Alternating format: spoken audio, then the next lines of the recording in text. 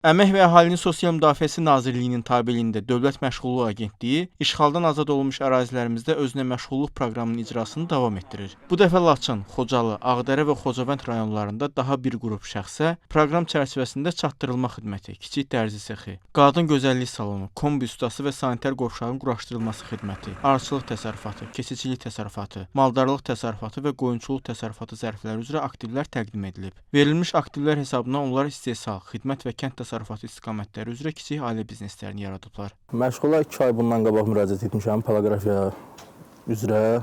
Çox sağ olsunlar. 2 ay ərzində imtahanlarımı verdim, dərslərimi keçdim.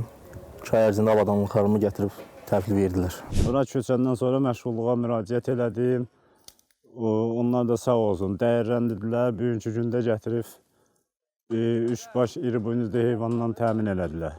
Gələcəkdə də biz bunu saxlayıb, böyüdəcəyik, ətin, südün, istifadə edəcəyik.